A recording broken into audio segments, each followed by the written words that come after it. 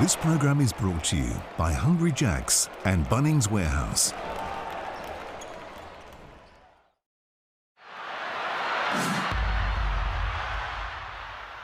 Hoops fans, Dunkuary was such a raging success last year that the NBL and Sportsbet have said it's got to come back. So it's back for January. Every slam dunk we see across Dunkuary will see $500 donated to the prostate cancer research in Australia. A great cause, and we need these dunkers. I'm talking about Creek, Cooks, I'm talking about Antonius Cleveland. We need to see them flying high. So anytime we see a dunk, $500 donation. Enjoy Dunkuary and enjoy the NBL. And as always, gamble responsibly. You know the score. Stay in control, gamble responsibly. One of the hardest places to win a game of basketball. McVeigh knocks down the dribble. 17 now for Big Jack McVeigh.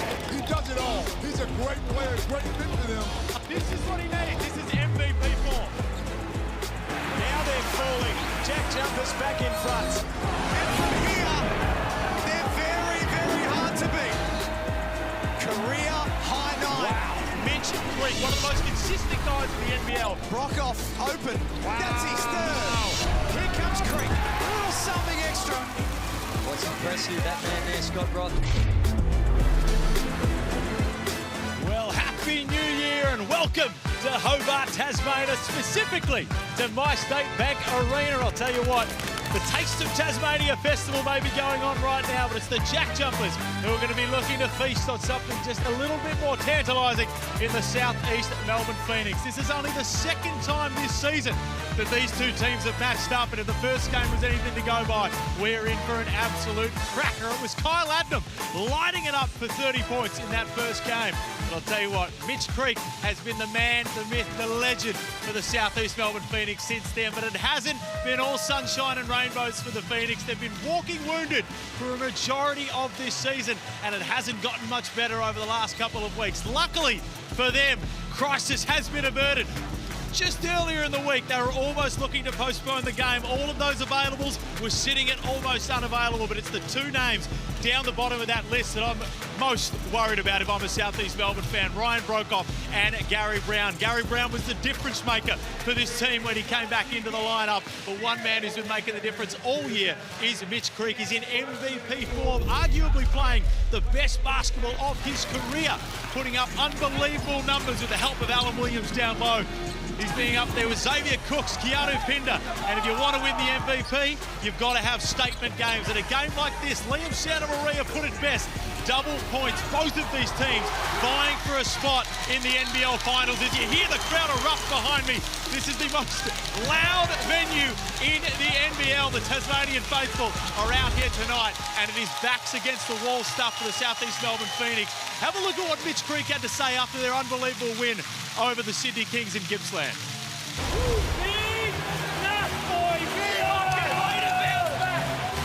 Great job, proven. Everybody brilliant. Everyone stepped up. Our backs couldn't get further against the wall, boys.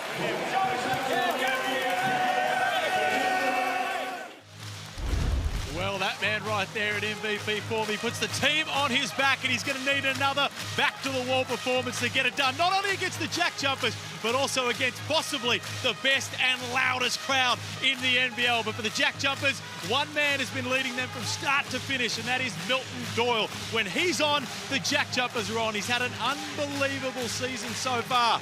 Look at that, averaging 16.8 points per game and doing it in style. But if we look to last game against the Kings, while there was defensive woes on the offensive end, the first time he scored in single figures. So if the JackJumpers will get it done today, it's going to have the great man Milton Doyle getting back up there in double figures and hitting the scoreboard. But they're a defensive team. If they want to win this game, they're going to have to lock down on the defensive end. But it's time. We've got a game to play. It's time to go upstairs to Jack Everett, Liam Santamaria, and my man Andrew Gaze. Thank you very much, Felix von Hoff. There's the first shock of 2023 that Felix made the flight to Tasmania today. Happy New Year, everyone. Happy New Year, Andrew Gaze and Liam Santamaria. Here is the all-important ladder, and what we have, Liam, is a team in the southeast Melbourne Phoenix looking for a top 2 finish, and a team in Tasmania just trying anything they can to finish in the top 6. It's just so close in that middle section of the ladder, and you're right, these are double-point games when these teams are playing against each other. The Phoenix, they were knocking on the door of that top 2, Drewy, before these injuries checked in, and the JackJumpers, well, right now, they're at risk of falling outside that top 6. No, the valve's very tight in JackJumper land because they are looking at a pretty tough run home. In fact, there really are no easy games in this competition, so they are right on the bubble. And the Southeast Melbourne Phoenix, I was prepared to lock them in. What do they need? 3 more wins really is going to guarantee them a spot, but they're all about trying to finish up as high as they possibly can, and they would have aspirations of finishing in that top 2. Let's take a look at the champion starting 5s. Firstly, for the Tasmania JackJumpers, and one significant change today. Interesting to see Rashad Kelly come into the starting lineup. Jack McVeigh's going to come off the bench. I quite like it as a matchup for Mitch Creek. Will Magnay, Milton Doyle, both looking to bounce back from quiet ones in Sydney. And Drewy, for the Southeast Melbourne Phoenix, they're starting 5. Felix highlighted some of the injury and illness concerns they've got at the moment, but they do get Alan Williams back today. Well, they do, and that's a big one to get back in. Junior Madud, I don't think at the start of the season would be thinking that he'd be starting a game at this time of the season in such an important encounter, but he's showing great growth throughout the course of the season, and he gets an opportunity. As we get 2023 underway with a Sunday Hoops doubleheader, Brisbane and Melbourne up next at Nissan Arena. We start in the Apple Isle. Tasmania looking to bounce back after a really disappointing performance on Friday at Kudos Bank Arena in Sydney. The Jet unsuccessful. It was uncharacteristic in a lot of ways, their loss on Friday. Well, that's right. Oh, sorry. Go ahead, Drew. But it's this end of the floor that really caused us some problems. It was really uncharacteristic as Williams knocks down the little mid-ranger. Uncharacteristic the way in which they were allowing such easy penetration into the paint. And that first possession wouldn't have given Scott Roth a whole lot of confidence. They've rectified some of those problems. Milton Doyle guarded by Trey Cal. It's Kelly. Takes it straight at Creek. 2 attempts, misses, and then picks up an early foul. Good strong rebound from Alan Williams. Simon Mitchell spoke in the pre-game there about welcoming Big Sauce back into the lineup. He is a big presence for him, and they missed him last game. And no secret there, the Tassie JackJumpers trying to go hard at Mitch Creek early. If you can get him to pick up 1 or 2 early personals, it could change the game here for the Phoenix. Here's Williams. So big and strong. No good that time. And the Jet gets things moving. Steindl catch and shoot 3. Oh, dear. Well short on that one, looking to get himself going. He's only played about half the games for the JackJumpers, and they're the types of shots that he really needs to make. That's what he's in there for. Come down and try and spread the floor. 0 of 4 to start the game from the field, Tasmania. As Adnam cuts through. This is a bunny as well. Well, alarm bells would be ringing if I'm Scott Roth, because we've seen possessions where they're just getting into the paint like we saw on Sydney. Now, sure enough, Adnam missed that one, but he's not going to miss too many of those little bunnies around the rim. Here's Mitch Creek. Second in the competition for points per game. Leads the league in first quarter points. Averages 6 in the opening term, and there's his first 2. That's where he's so tough, all a bit too easy. Probably need to send a little extra help in those situations. So when he gets you down low in the block there, it's a bucket. Well, it is, and it was very reminiscent of what we saw Xavier Cooks do on Friday night against the JackJumpers as Creek cops one in the bonds. There we see contested shot, and Magnay just trying to get a hand in, gets called for the foul and copped Creaky in the nose. Averaging 37 minutes a game in his last 5 games, Mitch Creek. There was a double overtime game in there, so it does blow the number out a little, but... Oh, that's such a high amount of minutes. Oh. Here we go. Here we go, back in my day. Poor blokes. They push through. Courageous. Start 2023 on a positive note, Drew. Oh, very positive. Don't be negative. That's a good cut. There's a real positive action. Just, they send the stagger away. It was a set play where they curl and screen the screener, but just a breakdown there on the defensive responsibilities. Alan Williams at the other end, fouled and won. Big, strong finish from Alan Williams through the contact. And here's that action, Drewy, that they ran for Clint Steindl. It is, and see Steindl in the corner. Now you think he's going to come off the two. This is a set play really to get Doyle, and there's a switch. So their rules are they're going to switch that. Unfortunately, they didn't switch and left Steindl wide open on the little cut to the rim. Will Magnay has to come out of the game, has 2 fouls. Unfortunately, he's been building nicely in his return from a knee injury, but Friday night was a tough night at the office for him, and it hasn't started well here. Yeah, it was really good in advance of that. Played well against New Zealand, really outplayed Derek Pardon in that win over the Breakers, but this is a rough start for Magnay with the 2 fouls, and Grizzlevic's going to have to come in and get a job done. Well, there you see the counter. So the first action, they ran exactly the same play. The first time they come down, they curl the first screen. That time he comes off the double. They don't switch, and the trailer's there, and he gets in for an easy layup. Trey Cal going to work, got Steindl up in the air. Did everything but finish. Rebound by Kelly. JackJumpers can reset. The Duke did well to take Steindl off the line, and he was good enough to get inside and draw a foul. Well, they're playing off Clint Steindl right now. They are moving him around the JackJumpers and playing through him. And I like it. You get those couple of good looks off that other action, and here in transition, he sees Madut closing out hard, puts it on the floor, and gets himself to the free throw line. What's really come and somewhat of a surprise is that when you think of the form of the JackJumpers and what Jack McVeigh has meant to this team in recent times, and him now not starting, coming off the bench, and I suspect it had more to do with what you were talking about at the start of the game, of what's happening on the defensive end. And he certainly, Jack McVeigh, had his problems with Xavier Cooks. But here's the thing, when you're talking about Mitch Creek, Xavier Cooks and Keanu Pinder, those elite guys, if you go out there and just play a one-on-one contest with them, it's going to be hard. You really got to defend those guys collectively. And then we see a hook, an offensive foul. And a little bit of a defensive change-up there. You're talking about trying to make sure they're not going one out. A little bit of a zone. A look at that on that possession, and there you see the offhand from Mitch Creek. An easy call for the official. JackJumpers back within 1. Scored the last 4 points. Steindl starting again as the team's leading scorer on Friday night against Sydney with 13 points. Here he is. That looked no good. Creek downhill, so hard to stop in that situation. Goes and gets his own rebound. Tasmania win the ball back, and Majet pushes the issue. One end to the other. He's fouled. It goes. Tasmania in front.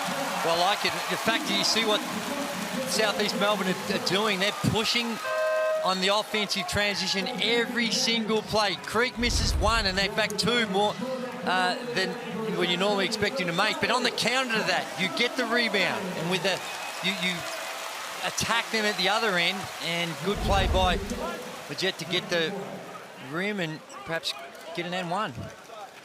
But that's where you get a little bit vulnerable. When you've got all 5 guys going down there on the offensive transition, it can put a lot of pressure on your defensive transition. And they exposed it on that occasion. Teams played in round 1, opening day of the season. Southeast Melbourne winning that one 84-79, but it feels like a lifetime ago.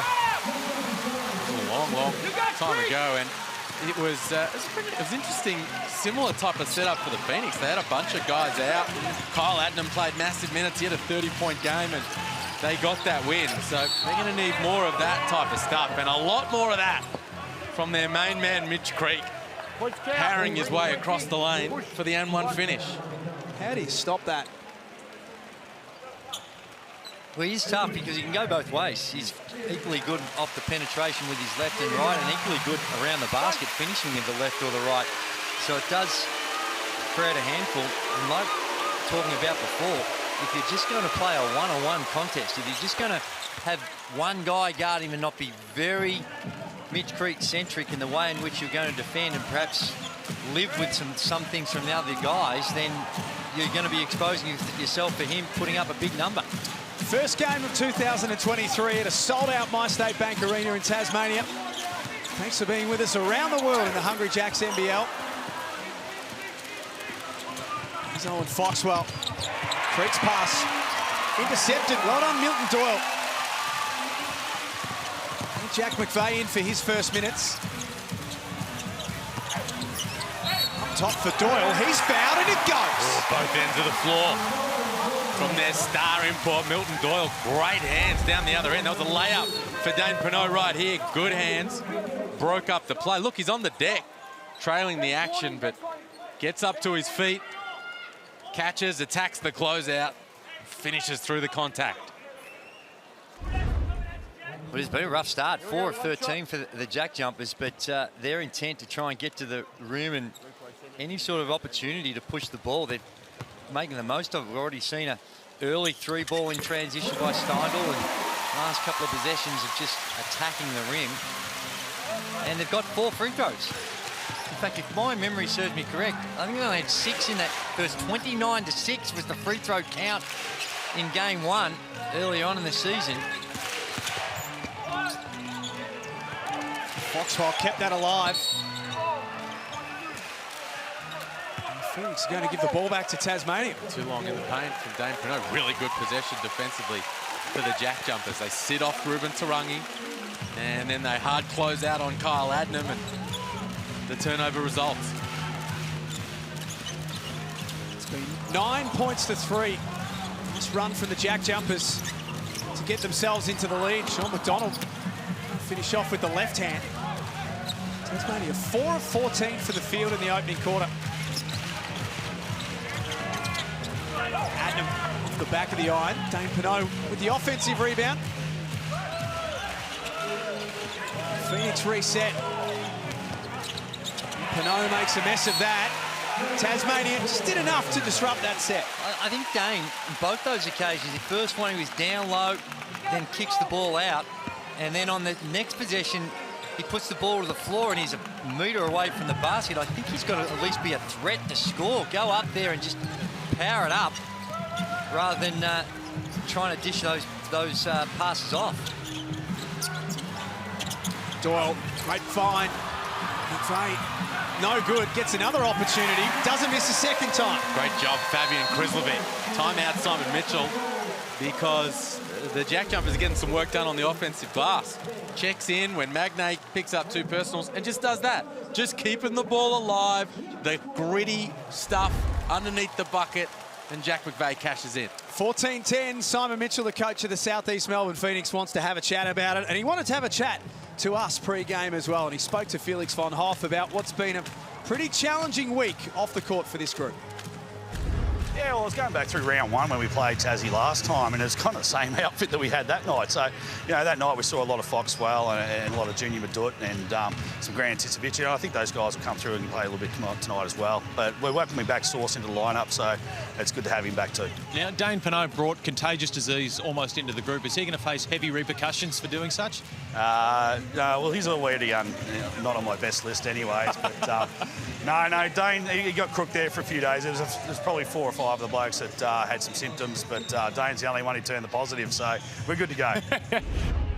Simon Mitchell talking to Felix. Dane Pinot did test positive for COVID. Trey Cal and Anzac Rosetto had COVID-like symptoms but never tested positive in the end, and I guess the worry is when you're on the road as a group like this, and they had back-to-back road games, is you worry how far it can spread. So in many ways, they've been pretty lucky. Well, they have, and the thing about it is that, yeah, they might have recovered and they're able to suit up, but your preparation leading into this is where you can sometimes be caught out, because you might have the bodies available, but in this league, there is very little margin for error. And you come in and you're a little off your game, you can't push quite as hard, you're going to be found out pretty quickly. The Southeast Melbourne Phoenix coming out of that huddle, I feel like you got to start to ask the question of their coverages on Mitch Creek. Having trouble with him down low. They've got Fabian Krizlovic in that job right now. Put him in the block, see if you can force the double and play out of that a little. They've only got 2 scorers in the game so far, Southeast Melbourne. Creek has 5 and Williams has 5. Another 3-second violation, I think, on Dane Pinot down low. He's gone in there and done the right thing. He thinks some of his teammates are ready to launch one. He's looking at the rim, the ball doesn't come, and he can't get out of the key quick enough. Still to come, Brisbane and Melbourne at Nissan Arena. The Bullets, after what's been a tumultuous season, just starting to get some good vibes amongst the group. We'll take you there as soon as we finish off here. A jet little drop off for Krislovic, and he misses everything from close range. Nice hustle by Majet, gets the ball back though. Really good hustle.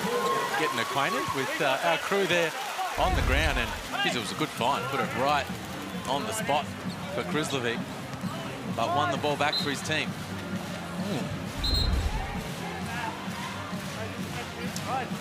2.6 off the inbound.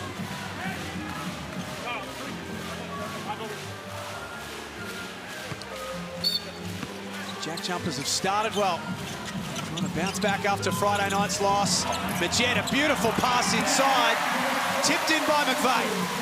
Good heads-up play by Majet. When there's only 2 seconds on the shot clock, then you're thinking something, I need to rush that. But he just stayed composed. He saw his teammate was there, and really good find. Biggest lead in the game for either team so far, but that changes. And go at it. Keep going at it. You know, Kelly's checked out. He's got that early foul. McVeigh's on that matchup right now. They're having all kinds of trouble with Mitch Creek, as most teams and players have had throughout the season. The Phoenix continue to ask the question. Doyle threw a bullet inside, and Krislovic did the rest. It was a hard show. When they're in your hard show, that next pass and for the roller is where it's going to be penalised, and that's where you need your rotations. And Mitch Creek was sort of there, but wasn't close enough to take away that pass. And when you see something like that and you see the way the defence is playing, go at it. Continue to milk it until such a time as there's going to be some sort of adjustment. Turnover, and Doyle scores. That's great pressure from the JackJumpers. The early double team, everybody in the lanes up the floor, and an easy 2 points off the turnover. 8-point lead. It's a charge. And that's a charge. And that's been their DNA. Since they've come into the competition, that disruptive, meet them up the floor, that type of defense you hate to play against. And there's another example of it. Just a little out of control here, Williams. And that's really good defense, and that is as easy a charge as you'll ever want to see all season. This is more like it from Tasmania.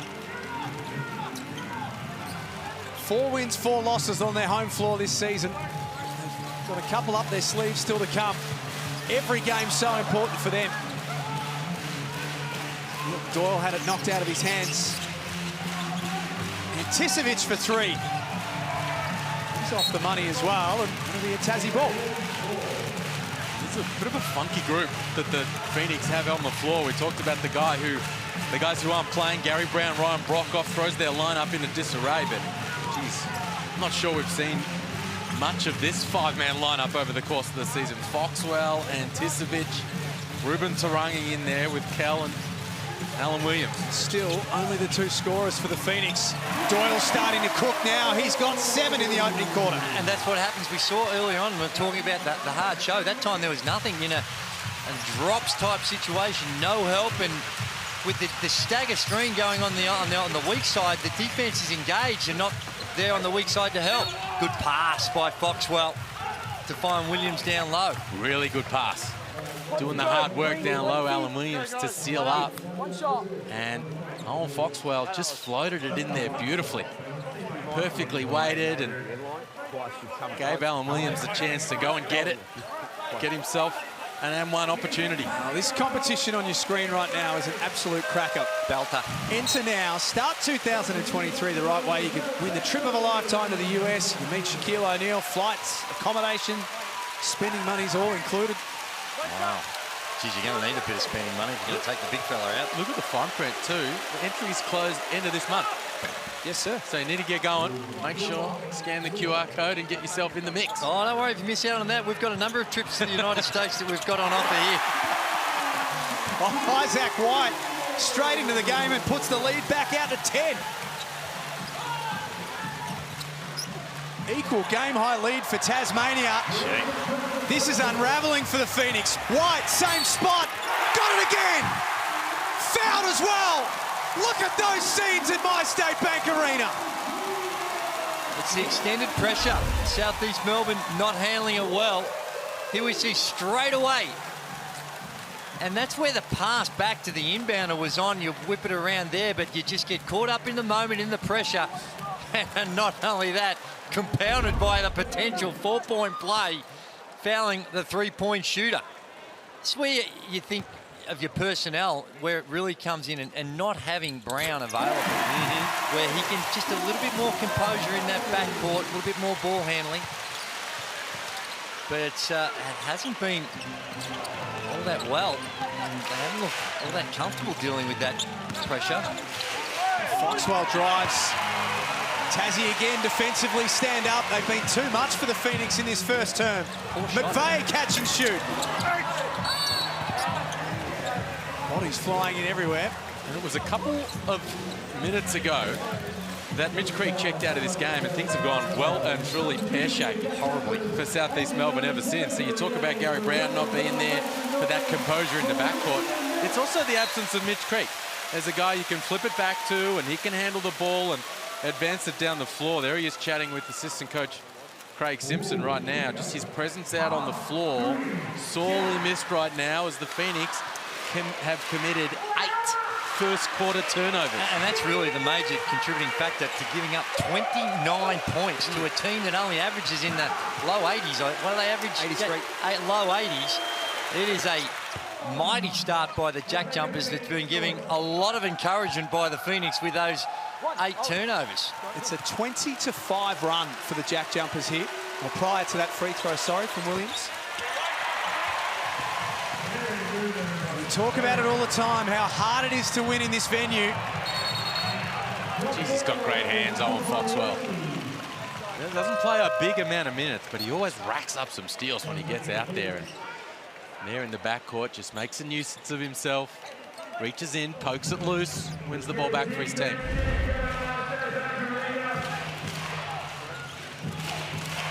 Yep, you're spot on. 6th in the competition for steals, Owen Foxwell, which is pretty significant considering that he's only played 10 games for the season. On average, he's only played about half the games, hasn't he? On averages. You look at the minutes. Yeah, that's exceptional going. Exceptional by the young fella. Right talent, no question about that. He's got a younger brother that can handle the rock pretty nicely as well. That is emerging. He's got a younger one than that who's coming up through the ranks. Oh, it's just showing off from the Foxwell family. There's not a shred of sporting ability in our family. I don't know what the Foxwells are doing right. Last 30 seconds in the opening term. White for his 3rd triple. Oh, yeah! Oh, my. He's having a good time out there. Isaac White, 10 first-quarter points off the bench. Williams used his body nicely, misses. Second time around, it drops. Tasmania have 32 on the board in the opening quarter on New Year's Day. A dynamic start from the home team. You're watching Sunday Hoops here in the Hungry Jacks NBL.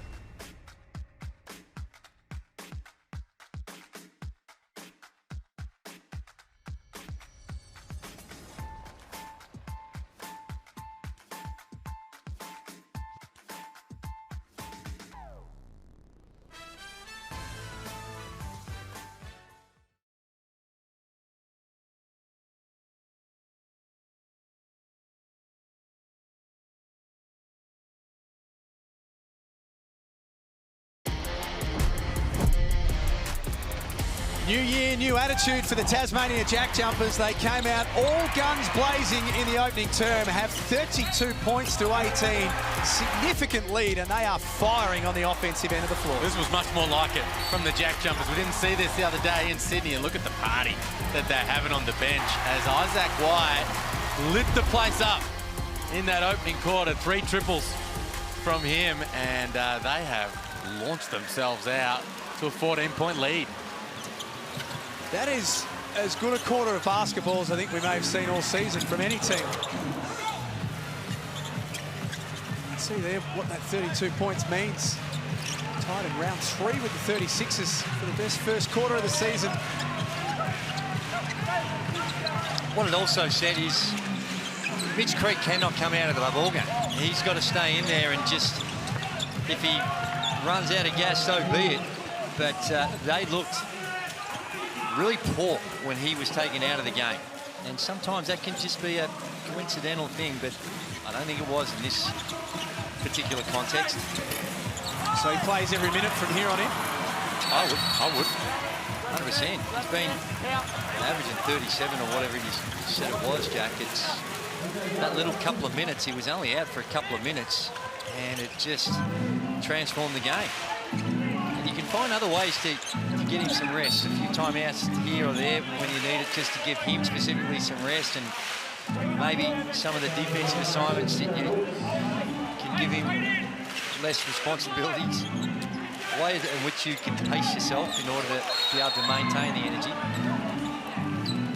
I guess the bit going on there in the inbounds here. I guess one of the positives for the Phoenix at the offensive end, Big Sauce is having his way. I mean, he's got 13 points, 5 of 7. Mitch Creek is the only other guy that scored for the Phoenix. He's got 7. They've combined for all 20 of the Phoenix points. So if they can get those post touches, not like that, as they rack up their 9th turnover of the game, then they're giving the JackJumpers a little trouble there around the rim. 9 turnovers in a quarter and a bit. Kelly walks into a pretty comfortable 2 at the other end. Pushes it back out to an equal game-high lead of 16. Jared Bairstow in to start the second quarter. He's going to have all sorts of problems stopping Alan Williams. Particularly when you get caught behind. The size advantage, and he got caught behind on that one there, so the entry pass comes easy. See, right there. Now he's got him beat. Just need to stay in front and a little bit more ball pressure by Tucker, and you get a chance to stop that entry pass. Missed the last couple of games, Alan Williams, with an ankle injury. Did some mighty fine work in the commentary booth. He was very good. Very solid work. It's been great to hear a few of the league stars join the commentary team across the season. I thought Alan Williams' debut was as good as any that we've had. And it is in the bottom part of your screen. Only 2 scorers in the game.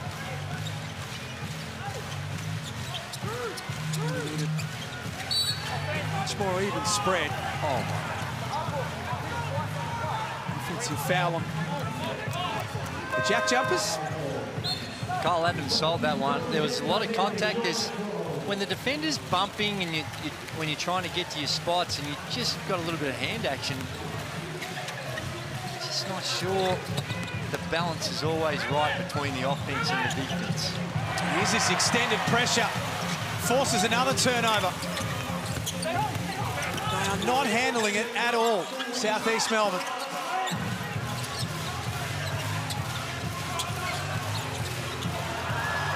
Weeks almost threw it away. Luckily for Tasmania, Majec saves the day. Has 5 on the clock, pulls up from the Derwin. Couldn't knock that one down. A little extra time to play with. Creek for 3. Wow, so that's 2 guys in double figures for the Phoenix, and they're still the only 2 guys to score. 25 points combined. Creek and Williams. Not a problem, ticking the scoreboard over. Everyone else playing their role, finding them, and they get the stops at this end of the floor. White got Cal in the air. Scores. He's having himself an afternoon.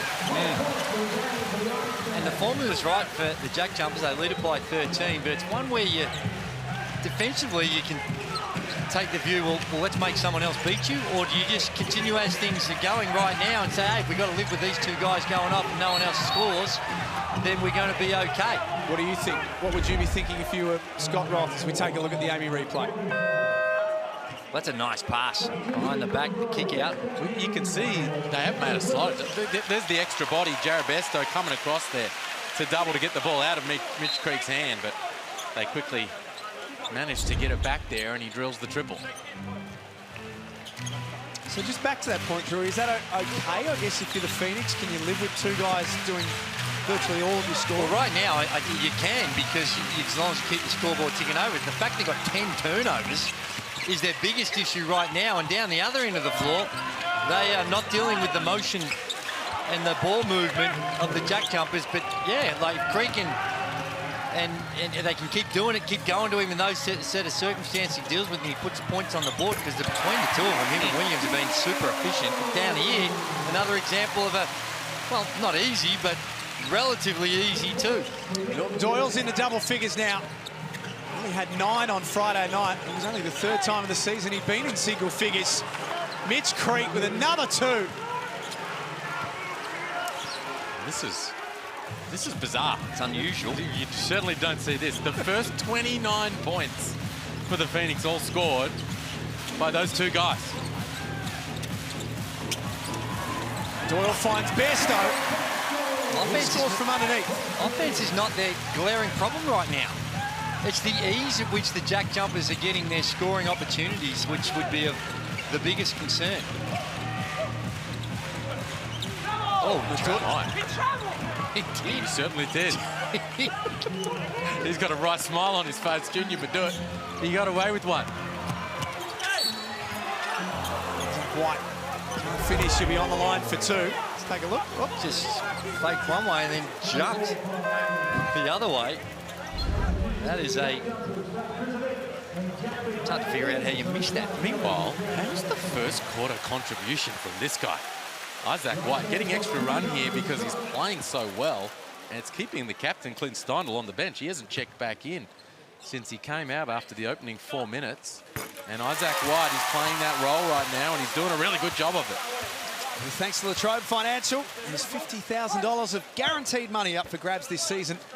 Enter now at nbl.com.au/legends.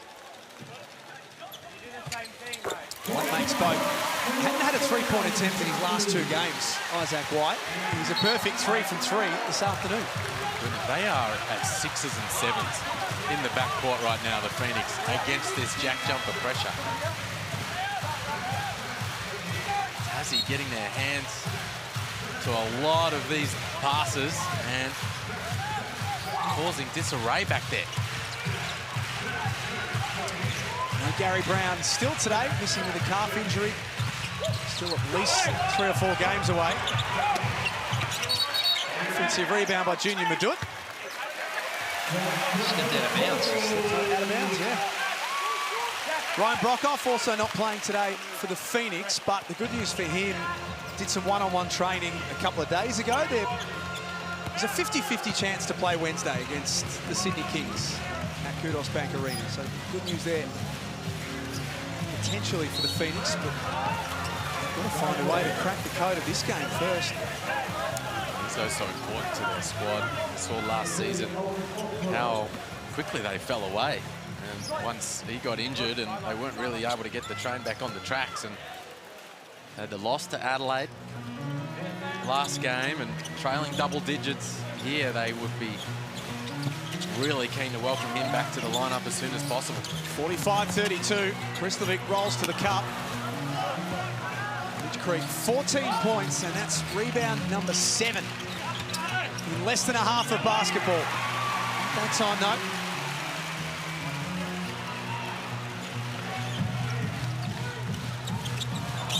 Kyle Adnam ran straight into Krislovic, which meant that Isaac White had room to score, and he's got 14 points. He's the JackJumpers' leading scorer. He's actually got 16. 16 now. 5 of 8 from the field. Little just the head butted White, caused some problems for Adnam, and Tony Smith-Milton needed to come out. Need to close out when you got someone wide height like Isaac White is. Make someone else, make that extra pass. Foxwell, long ball for Junior Madoot. Magnay back into the game, didn't foul, but he's one of the competition's best rim protectors, and that was enough to worry Madoot out of the points. McVeigh with the seal. Good hands by Foxwell. Stripped him of the ball. He was in trouble there too, Foxwell. Just put the fire out at the very last moment. Milner catch and shoot three. That's nice. Well, that's very, very handy for the Phoenix. Timeout from the JackJumpers. These are more of these minutes here without Mitch Creek on the floor. So when guys like Smith-Milner can step up and knock down shots, little very, very handy for Simon Mitchell and that squad. 47-35, 4 minutes and 18 seconds before halftime. Let's get courtside to Felix von Hoff. Oh, Jack, I've been told if you stray from the mainland too far, you run into some interesting characters, and we're getting that right here. I'm with Joel and Amelia, beautiful married couple, but mate, what on God's green earth is going on here? Oh, my Lord, we've lost the plot already. Amelia, happy wife, happy life. Did you dress him this morning? Unfortunately, I didn't have any say in that one. He's come as himself. I would hope so. Now, the signs say, let's go, Jet. Let's go. Where's the Isaac White sign? Did we not prepare for this? We didn't prepare, but next time we'll come prepared. I love it, and I'll tell you what, yeah, I'm no Donatella Versace, but I reckon you can cut some eye holes up here because you are literally looking, if you look there, through the nostril. Courtside seats in Tasmania, the most expensive in the country, and you're looking through the nostril. Oh, get me back to the mainland. Back to you, boys. I love it. Wow. Only Felix can find those sorts of fans at an NBL game. Yeah, I'm not sure what it was all about. I guess it was the goats. There's some reference to one of his favourite players, I assume. Was it you, big fella? No. Is that what we were... I've never put on a JackJumpers jersey. Number 5 in Australia's most influential basketball list. That's right, and then probably highly overrated at that. Not what you said. Not a golf on Thursday. Said Paddy Hoop. Phoenix winning this second quarter, which is a positive for them. As you can see in the bottom part of the screen, they got blown out in the opening quarter. Milton Doyle getting to work. Beautiful to watch. Milton Doyle doing his thing. No ball screen, just one-on-one action with Trey Kell, who moved his feet pretty well for the most part. But just one too many moves in the kit bag, and another turnover in the backcourt from the Phoenix. Isaac White over the top of Foxwell has that rattle out. That's 12. Trey Kell's got some issues as well. Make that 13. Majet off to White. They are squeezing the life out of the Phoenix. But this is quite amazing to see a team so poorly handle any sort of full court pressure, dribble into the worst place you'll ever want to dribble into when you're up against a team that's looking to trap. And then yet another turnover. 13 turnovers, and we've still got almost 4 minutes to play in the second. 51-35, and Milton Doyle has come to play this afternoon. He's got 12 points on 5 of 6 shooting to go with 3 assists and 3 steals. And we caught up with him, and he spoke about passion and what it takes to be a Tasmania JackJumper. The most impressive thing is having culture. You don't really see it on overseas teams because you're always changing guys in and out, especially imports. So culture isn't a big thing when you're playing overseas basketball. So just having that word and that type of bond with the guys is different for me because you don't really see it in college because you have 4 years with guys. So it's, I think it's helping out a lot. He's fitted in beautifully to this team. Seamlessly, right from the very get-go. Well, both of those new imports, Doyle and Kelly, and geez, what a credit it is to Scott Roth, that entire organisation down there in Tassie, all the players and everybody involved. Imports are talking about the club's culture here just a year and a half into their existence. To build something that legit, that genuine, that strong in such a short amount of time is a real credit to him. And we've touched on this a little bit, but for fans watching who don't know too much about the JackJumpers, as you say, Liam, only their second season, they recruit people as much as what they do players, don't they? They're pretty specific with the sort of character they want in their organisation. Absolutely, and it goes beyond just their character. It goes into their skill sets as well, so it fits in with the type of structure that Scott Roth wants to play. You've got to be able to execute a play, you've got to be able to pass, and not all about the one-on-one, just throw it an ISO ball. It's a lot more complicated than that. We roll down to 3 minutes before half-time. Not often that we say that the defensively minded JackJumpers have 50 points in a half of basketball. Well, it's true, but the reality is it's actually been sparked by their defense. By the pressure they've put in up the floor, the 13 turnovers they've caused, and the charges they've drawn in situations just like that. That's twice Williams just been a little out of control off the bounce. They're gapping him. Magnay there gives him plenty of room. Once again, that's one of the easiest decisions for a charging foul the officials will have to make all year. Second foul for Alan Williams. And still, of the 35 points that the Phoenix have scored, 29 of them have come through the agencies of Mitch Creek and Alan Williams. 3 for Junior Madut, 3 for Torrey Smith-Milner, and that's it.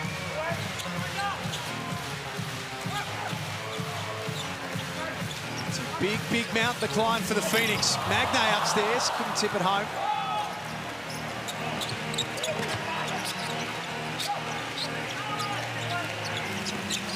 Trey Kell scoreless. Feed inside for Williams.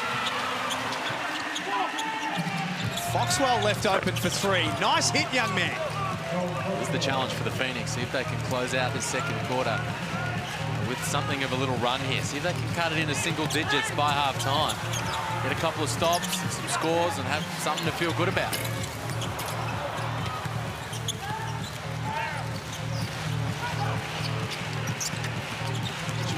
Gets things moving to Trey Kell. He drives.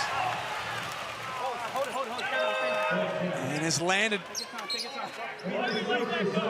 in a less than favourable way by the looks of things with that left knee. Let's take another look. That's Foxwell first. And then on this one here, it's a good penetration and just, yeah, we didn't see what happened, but have a look here. It looked like there was too much. Maybe on the land, either the knee or the hip. Grabbing the inside of his left knee. Felix will be all over that shortly. Just going to get some time put back on the clock. So Phoenix find themselves down 11 with no Ryan Brockhoff, no Gary Brown today.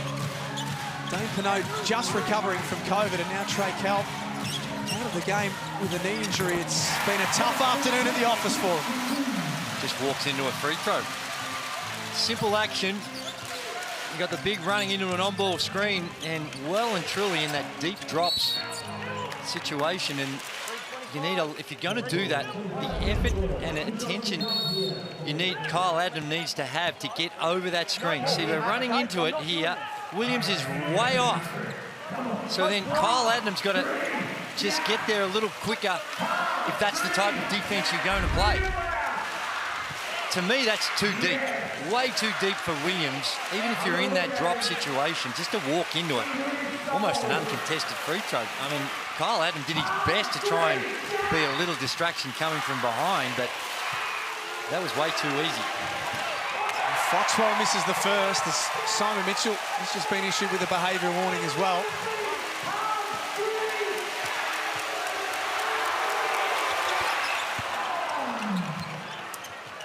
There's 1 of 2, brings it back to 12. There's that margin. The biggest lead Tasmania have enjoyed in this game is 16. Just a few moments ago.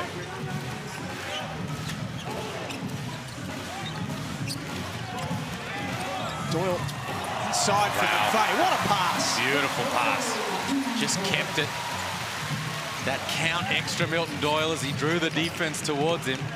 And a bullet pass over his head. Silver service for Jack McVeigh. 4th assist of the opening half for Milton Doyle. That's on top of his 12 points. Williams banks at home. Nice finish. He's had those 2 charges, Alan Williams, but he's also got the 17 points, 6 of 9 from the field. He's a big handful for them down low. The last minute of the opening half, Brisbane and Melbourne up next at Nissan Arena. Doyle that time just missed Krislovic. Well, the idea was right. It was a different position, but the action in order to create it for the roller was on. It just couldn't get the pass through. Just saw Trey Cowell. Looks a pretty forlorn figure on the sidelines there. An update on that at half-time. I think I agree with Krislovic. There he hit it, but it looked like it might have rolled back. Have a look. Maybe off the elbow of Foxwell. Hard to tell from that angle, but did have a hint of it. McVeigh sits down, coming off the bench today. 6 points on 3 of 7. Williams' pass chopped off. The desperation was there from Josh Magette. The shot clock switched off. One last possession for the JackJumpers to finish off what's been an outstanding half of basketball. Doyle with 12 points, gets himself to the basket and scores. Puts the cherry on top of what has been a brilliant exhibition on their home floor from the JackJumpers. He's been getting work done one-on-one. Milton Doyle, Trey Cowell couldn't handle him, and neither can Ruben Tarangi as he gets all the way to the cup and finishes ahead of the buzzer. It's a big, big mountain to climb for the Southeast Melbourne Phoenix. They trail 43-57 at MyState Bank Arena. The JackJumpers have been irrepressible in the opening half at MyState Bank Arena. Let's get down to Felix courtside. Well, I'm here with Isaac White, none other. Now, can I politely ask what you were sipping on last night to bring out a career-high performance like that? I had a cheeky little gelati. Gelati, that'll do it. Now, the only issue here is your players kept your captain, Clint Steindl, on the bench. Do you reckon you're going to get the cold shoulder in the locker room? I don't think so. He's not that sort of guy. No, I reckon he's a good guy. One last one. The offense is clicking. What's working for you as a team on the offensive end? We're moving the ball, but to be honest, we're getting a lot of stops and kind of get out in the open court, and we're looking really good there. Perfect. I feel a 40 ball coming on. Great job, mate. Maybe. Thank you. Career high first half from Isaac White. He's been superb, as have been the JackJumpers, and this would be superb. And that would be to win $50,000 with thanks to our great friends at Latrobe Financial. It is guaranteed money. You can enter now at nbl.com.au/legends for your chance to win. I think 50K to start the new year would be a good way to do things. Very handy. I think we'd like that. See you shortly.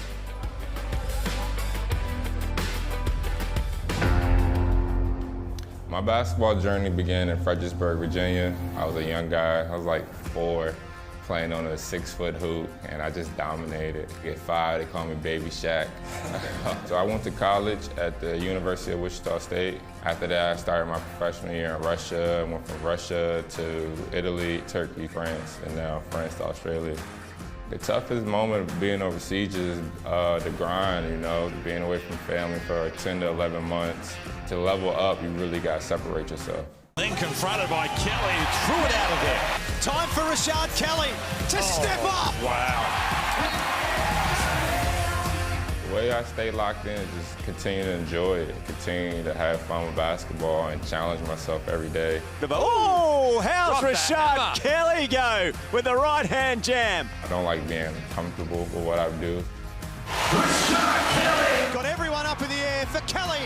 Doyle and Kelly in a pick and roll. Have a piece of that. Feels pretty good to be with Milton and Josh, just because I know their skill sets. You know, I appreciate their game and I respected their games. This team will never say die. What a performance!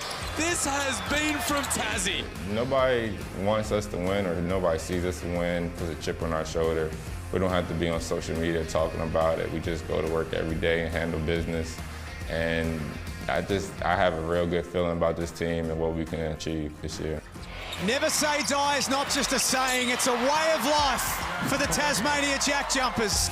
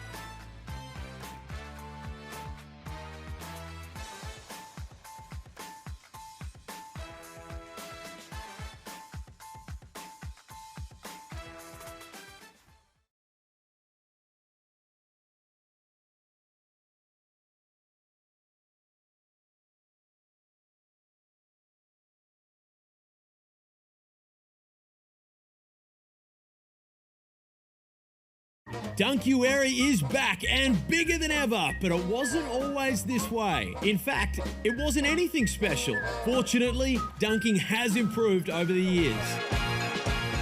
The Phoenix forced a turnover at halfway. Oh, Quick took a body. So Sportsbet and the NBL are once again teaming up for Dunkueri, and that means every dunk in January, Sportsbet will give $500 to Australian prostate cancer. See, mate, dunking's not that hard. Dunk responsibly.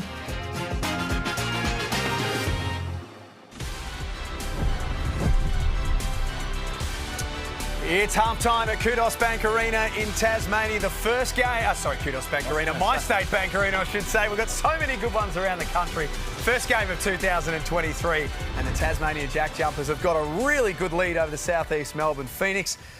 You could probably argue it's as good as basketball as they've played in any half this season. They got after it. They just put the pressure on the Phoenix, and Southeast Melbourne coughed it up. 15 first-half turnovers. And you can talk about the Phoenix and how they didn't handle the pressure, but you got to tip your hat to the JackJumpers. They played at a pretty quick tempo to begin the game, and then they ramped up the defence, Drewy, and took control of that first half. Well, they did, and I'm sure that's what Phoenix will be focusing in on the halftime, is just trying to take care of the ball and deal with that extended pressure, which they look really poor. And then, of course, you've got someone at the other end like Isaac White just goes off, has a career half for him, 18 points in the half. And when you look at the way in which the Phoenix have guarded. Not only him, but everyone. The ease at which the Jack Jumpers have been able to get through their sets. And as you mentioned, Liam, they are playing a little bit more up-tempo. And I think the eye test says that because of plays like that. When they're turning the ball over and you're coming down and you've got a numerical advantage, or on that instance, a one on none, you just ups the tempo. And they've got 57 points. A team that only averages 83 on the season, they've already got 57 at the half, and they're doing it so efficiently. Look at the shooting numbers. The Phoenix, 47% from the field, 80% from three. But look at the number of attempts. 34 field goal attempts for the Phoenix to 48 for the Jack Jumpers, because they've coughed the ball up so many times. They've gifted Tassie so many extra possessions, and that's why the Jack Jumpers have a double-digit lead. Been so much to like from the opening half from a Tasmanian point of view, but Isaac White has been simply superb for them. A career high in the first half alone, has 18 points on 6 of 11.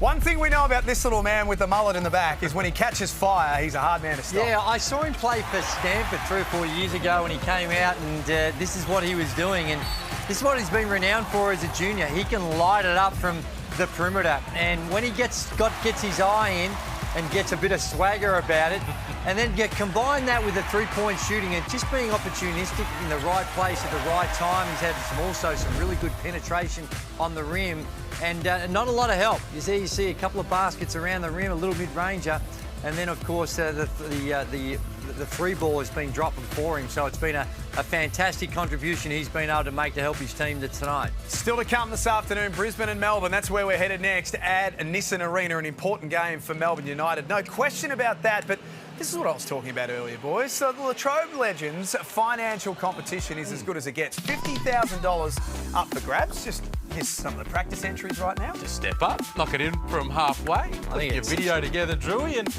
stop your uncle, you're the winner. Time the crew just refresh these a bit, because we've got thousands of entries and we've been watching these same centre shots every week. How's about a little refresh, a little update, give someone else a go. You get in the edit suite and fix them up there. We're back shortly.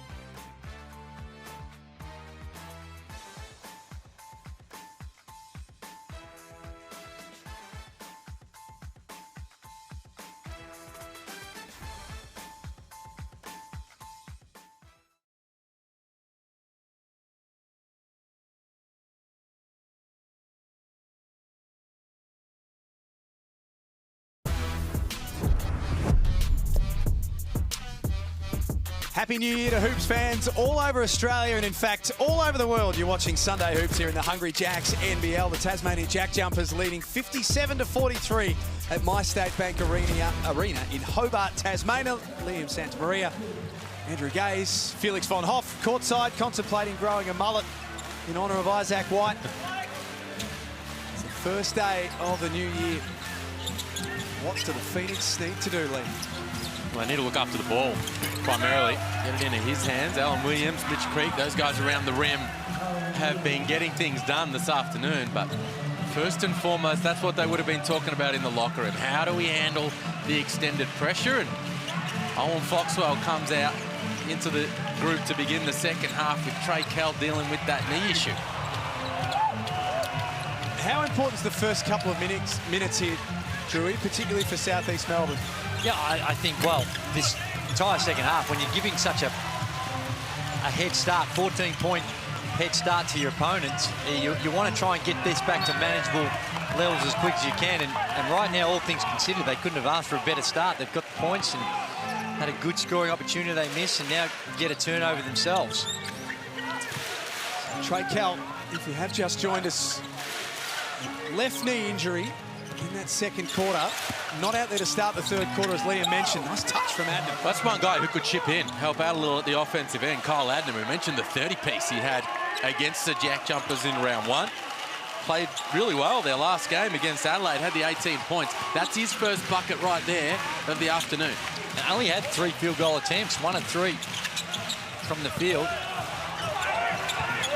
This 10-point deficit, even though it still sounds like a bit, the 10 points is the closest they've been since back end of the first quarter, South East Melbourne. Highly manageable in the way we've seen NBL games played, that little runs that teams can go on, can easily retrieve that. Talk about little runs. What about the run the Cairns Taipans last night? Shane Scott. Peeled off a couple of them. 14 zip, 16 zip. He lost the ball. He wanted a foul, as you can see there. I don't think he necessarily wanted the foul. He thought it got hit out of his hand. Go that way. Here you go. He's got to be careful. The goat's in the front row there. Goat will just lean over and move in from there. Whatever. There's a reasonable justification to be a little bit upset. And the Jet threw it to Magnate, who thought that shot was going up. It nearly hit him in the face. He was literally watching the rim, waiting for the ball to come into his vision, and it sailed right by his grill. Well, he should have shot it. The shot was actually going to be a whole lot easier than the pass.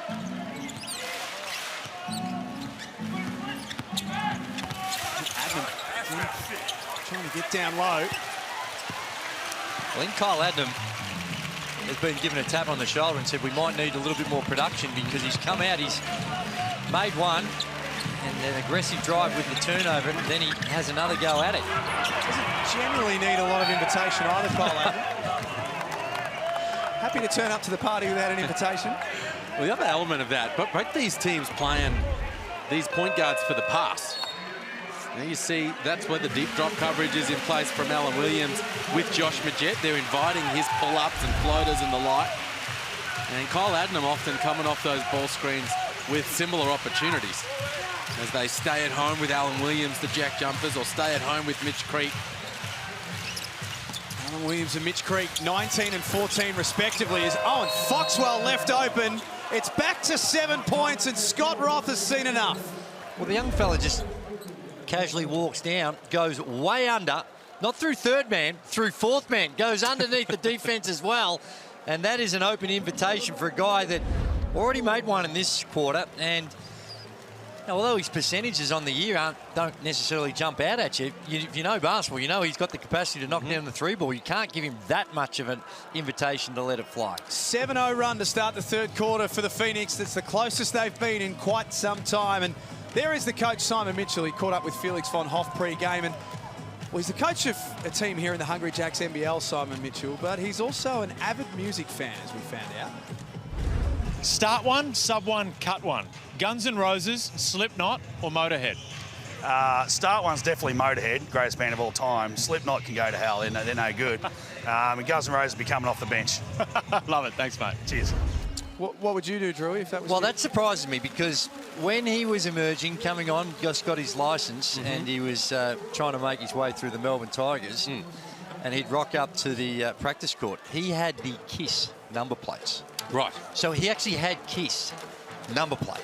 KISS. And yet Motorhead's the greatest band of all and time. And he's come out and he's just completely abandoned his childhood heroes in KISS and they said Motorhead just scooted ahead of him. Much of that featuring on your Spotify account? I'm aware of KISS. I'm not familiar with Motorhead's work.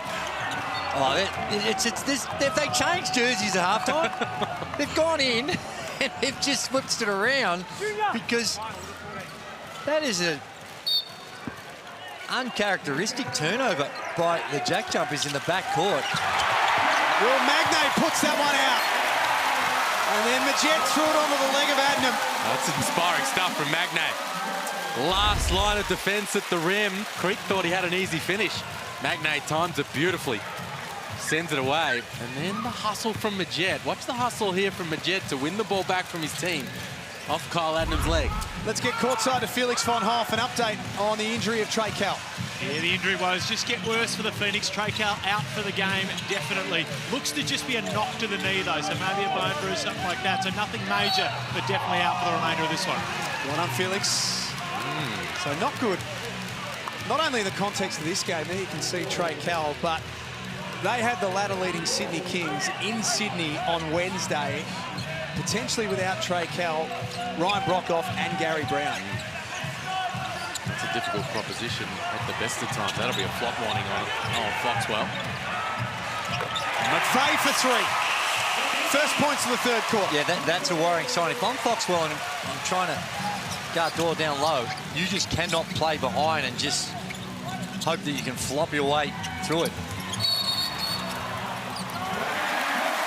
That's some good officiating, both ends of the floor. Firstly, to let Foxwell sit, and the JackJumpers take advantage. And here, Williams lands before he gets it off. So the official calls the travel. Williams not happy. There's the flop warning for Owen Foxwell, delivered by the refs. And the JackJumpers have just managed to steady the ship a little here.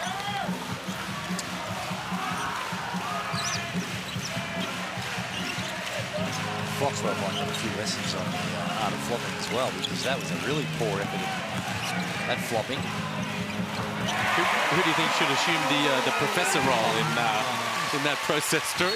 I think if you look at social media, there'll be a few that jump out at you, but I'm not going to engage in that. Hey. Think your way through this one. I'll be honest. There were a few times where in the games where I don't necessarily call it flopping. I like to call it exaggerating contact. You happy to take him under your wing? I certainly could help you if that's a starting point, because that was a poor effort. Good unsuccessful. Last touch by Adnam.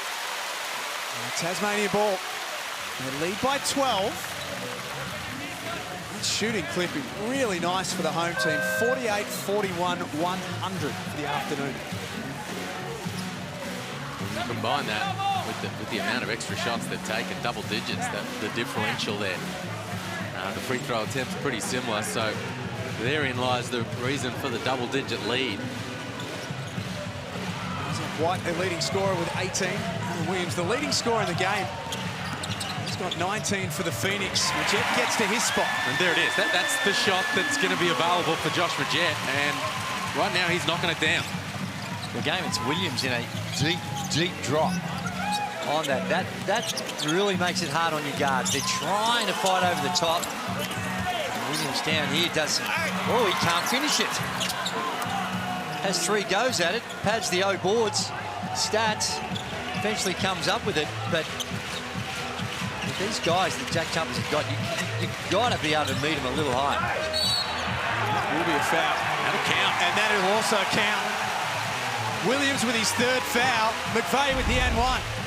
Here's that coverage we're talking about. Majet coming off the ball screen. You see Adnam fighting over, but the deep drop coverage from Williams And Majet's just going to get that shot anytime he wants. And here they switch. Williams comes across to help out, but soft foul, easy finish. And unnecessary foul. Did it not count? Taking the ball on the side. Big foul for Williams. Okay. Some clarification on that. And there's Majet from outside. Well, Adnam slipped underneath that screen. I don't think he can do that on Josh Majet. The shooting percentage numbers won't blow you away, but he's ready to fire with that type of coverage. Creek playing almost a one-man game at the moment. The scoring's dried up for Creek. Oh, my. Magnate took on 3 Phoenix rebounders and won the battle. Majet decides that discretion's the better part of valor. McVeigh and Smith-Milner bang away off the ball. That'll be a foul on the Phoenix. Here's the Amy replay. Now, I assume that was part of the strategy, but what happens is when you're in that drop situation, you're telling your guards to get over the top, and you've been beaten 2 or 3 times because your bigs aren't there to help you. Your natural instinct said, well, I don't want to keep getting beat the same way, and so you're jumping underneath, and that time when you do that, then you're going to, if you're exposing yourself to a shooter, and what about that play? As easy as you like. No help provided by Smith-Milner on that back screen, and Doyle wide open underneath. 12-2 run since that timeout for the JackJumpers. You do it with 2, and all of the good work that the Phoenix did to start the third quarter, a lot of it's come undone here. I find it interesting that Simon Mitchell's turned to Tohi Smith-Milner here and not Dane Pinot as McVeigh rolls to the rim and Madut sends it away. Great help along the baseline from Junior Madut. Smith-Milner played really well in that game against Adelaide. Here's the replay on the Madut block, beautifully timed to prevent that bucket. I think this, Liam, is probably Simon Mitchell thinking, well, I need more offense than I do defense. Yeah, we got to get some stops, but right now I've got to find a way to try and keep that scoreboard ticking over, because defensively we've looked very porous from time to time, and when you weigh up those checks and balances, that you think of Tohi Smith-Milner can come in there and perhaps knock down a 3-ball, which he's already knocked down once, spread the floor a little bit. That's the only thing. That's the only rationale I can think yeah, of. no, I hear you don't sound as convinced. Well, it's an interesting one because I think they're leaking points. They are. Well, you see the MG Drewy. Hold on, I can speak with some level of authority. Please do. That I would encourage everyone to jump into this competition, because this vehicle, I've got another week or so of test driving this wonderful, wonderful MG ZS EV. It is spectacular. It's fully electric. I haven't been to a petrol station in 2 weeks because they don't take petrol. Just charge it up overnight. That's what you do. Just as well, it's about $8 a litre at the moment, petrol. So you time this one beautifully over the holidays. No, it's magnificent. And when you've got the little solar arrangement, it's like driving for free. Unbelievable arrangement. That's not a word of a lie. You actually are driving for free.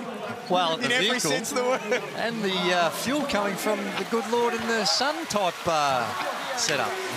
Unbelievable. Sun type setup. It's incredible how they do that. Creek's got 14 points, 6 of 16 shooting. Well, this is his first. Oh, he misses that. He still hasn't scored here in this third quarter, this second half. Hold on the points in that first couple of quarters. And he's at risk here of giving away some cheeseburgers.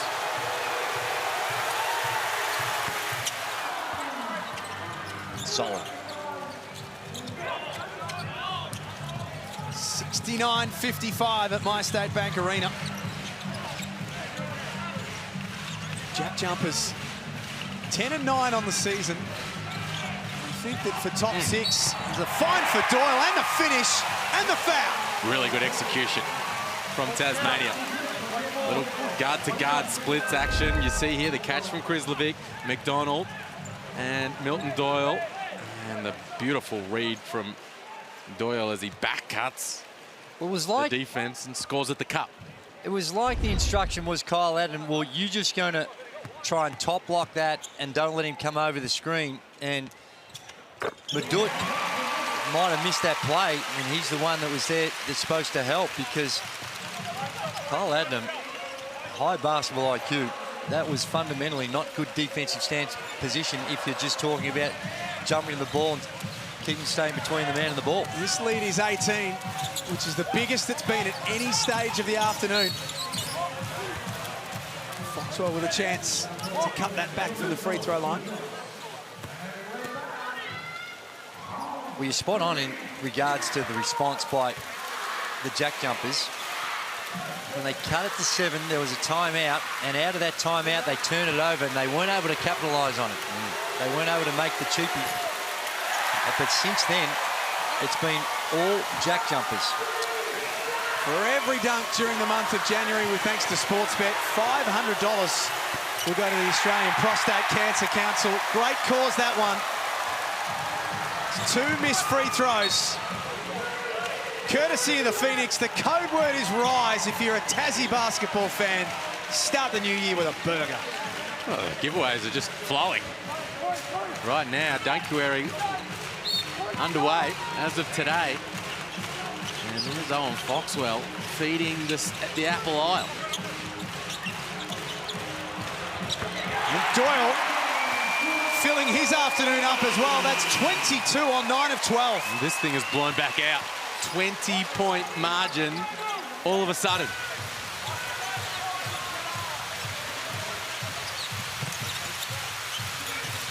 It's been a tough week for the Phoenix with illness and injury, but this has been an even tougher day for them. Look at Milton Doyle. Beautiful in motion. Well, it is, and that's one when you've got to make him put it to the floor. Come out and really be aggressive with that ball pressure. If he can catch and shoot, he's one of the better in the competition. He's now the game's leading scorer. 22 points as Krislovic whistled for the foul. He spoke in that first half about the combined scoring production from Alan Williams and Mitch Creek as they were really taking care of business for the Phoenix. But what slipped under the radar is the 40 combined points from Milton Doyle and Isaac White. These two guys on the perimeter for the JackJumpers have been absolutely outstanding this afternoon, shooting a combined 15 of 23 from the field.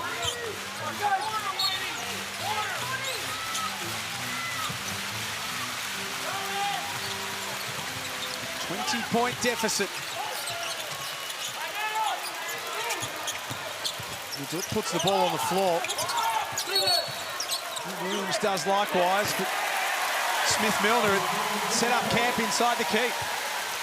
We saw that in the first half with Dane Pinot when you think your teammate's going to be letting it fly and trying to establish a rebounding position, and they don't. You've got to get out of the paint pretty quickly.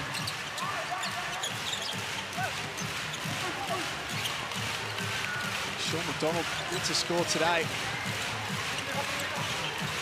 Back into the game. Doyle feeds Krislovic, and Williams picks up foul number 4. A beautiful find from Milton Doyle. Frustration for Williams. He's just getting to his spots, Doyle. When he sees Williams come over, drops it off. Good job from Krislovic. Going up strong. 2 hands. Asking the question there of the defense. Getting himself to the free throw line. And that's the hardest one to guard when you've got a sideline on ball, there's no one in the corner, and you're in that drops position. If they can get if the ball carrier can get deep, there's really no help. There's no one to tag the roll. There's no one to help out in that situation with the rotation unless you're going to send someone from the weak side. And when it's on those angles and it's so deep, it's really hard to make that play, and with the good execution with the pass, really hard to guard. That's why a lot of teams will look to ice those ball screens on the wing. Correct. As in force the ball away from the screen, sit the big deep in the paint. And with Alan Williams, that wouldn't be a bad kind of coverage because that's where he's most comfortable. Grant Anticevic checking in for Williams. He's off the front of the iron. 20 points to 10 in this third quarter in favour of Tasmania. of the ball. Just going to get a bit of... The Jet got control of it, he stole it. Yes, you did. You took a dribble and he stole it off you. I had you getting possession, Josh. If I had possession, I wouldn't have lost it. Hey? He come and knocked it out of your hand when you dribbled the ball. Well, let's have a look. He did not have it. I wouldn't classify that as gaining possession myself. Here you go. 20 points to 5 is this run from Tasmania. A reminder that the Phoenix scored the first 7 of the third quarter. Tarangi from the corner. Well, it's a bench squad here for the Phoenix. Really, I mean, Junior Badut started this game, but he's a reserve over the course of the season. So did the foul on Ruben Tarangi. There you got Williams has the 4 fouls, Adnam has 4. Mitch Creek on the bench right now. Trey Kell injured. So can this group provide a little bit of energy for Simon Mitchell and give them something to work with in this final quarter? Well, we know that the Phoenix are better than what they're playing here tonight, this afternoon. The 18 turnovers in the particular is the thing that really sticks out, and they're going to be better than that. But if this is the lineup, if those guys don't come back quickly, with Sydney coming up. Sydney coming up. And Cairns away next week. And we're assuming with 12 wins so far, they need another 3 out of their last 8. If those guys don't return and return quickly, dare I say it, they might fall into the danger zone of missing out altogether. Ryan Brockhoff, a chance to play Wednesdays, we mentioned earlier. Tisovic off the window. Gary Brown's the one. He's probably 3 to 4 games away at least with a calf injury, and then we don't know Trey Kell after today. So concerning times for the Phoenix.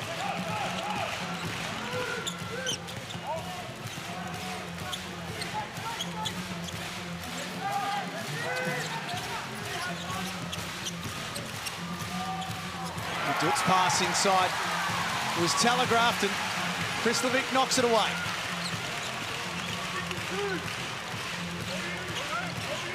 About a 3-second shot clock differential. They want to shoot this as close as they can to 0 to try to deny the Phoenix any reasonable chance of getting a bucket. Jet. Shot clock at 3. He'll have to get a shot away, and does. The JackJumpers well and truly in control of this one at 3/4 time. Stick with us, you're watching Sunday Hoops here in the Hungry Jacks NBL.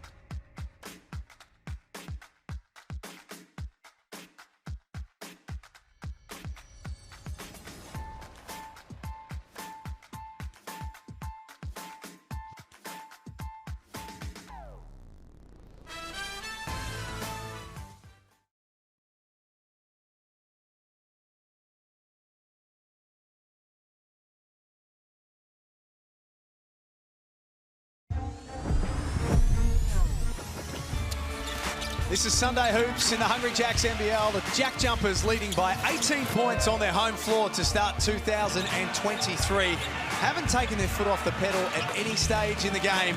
They've got the leading scorer, Milton Doyle. He has 22 points on 9 of 12. As we're starting to work our way through, Andrew Gaze and Liam Santamaria, as we're about to see the ladder, crucial game for both teams. Here's where the Phoenix sit right now, with Sydney and Cairns to come next week. Well, that's right. But if you go down even further, and the wins are impressive, they've got there you see it. No, you're talking about 7th place. They've got only got the 9 losses. So they're not going to be, yeah, they've banked a couple of extra wins, but with what we're seeing here, now I know that they're better than what they're dishing up, particularly with the turnovers and the 23 points on turnovers have come to 8. So, yeah, you can't just look at one particular game, but gee whiz, if you drop that next one against the Kings, you get back into that danger zone. But based on what we've seen, 18-point lead, similar set of circumstances we saw last night, and incredible turnaround, but hard to see it with what we're seeing so far. Still to come, Brisbane and Melbourne. As soon as we finish off here, we'll take you to Nissan Arena. And there's White. Hasn't quite had the same success in the second half. 18 points all coming in the opening half. And this is a really small squad that Simon Mitchell's thrown out there to begin this 4th quarter. So there's no Dane Pinot, there's no Alan Williams, and there's no Towie Smith-Milner. So you got Anticevic essentially playing the 5, Mitch Creek at the 4, and they've just given up a couple of offensive rebounds on that possession right there. So that's the issue. You want to spread it out and see if you can put points on the board, but can you finish possessions on the defensive glass? At the moment, the answer to that is no. Well, they're giving up the O boards. 15 offensive boards. Jackies have had 30 boards in total, 15 of them coming on the offensive end. Which was clearly a focus for them, Drew. If you don't have to go back far, here's the foul. Tasmania were absolutely mauled in the rebound count on Friday night. So they've put the work in today.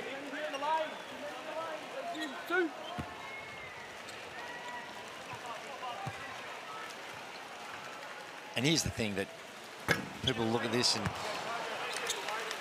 will make their judgment about the Southeast Melbourne Phoenix, but when you are missing the level of talent that they don't have available, it is a significant handicap. And yeah, their talent's still very, very good. They've still got some almost comparable to what you see with the JackJumpers right now, but it's how you've prepared and played the entire season, the roles that you've developed, that has to change so quickly.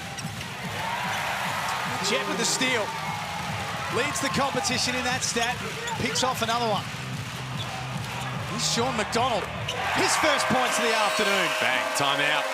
The Phoenix, beautiful find from Rashad Kelly for McDonald across the court. And he catches and fires at the Amy replay. One-hand whip pass, and bang, McDonald knocks it down. The JackJumpers continue on their merry way. Sean McDonald with his first bucket. 83-62 at My State Bank Arena.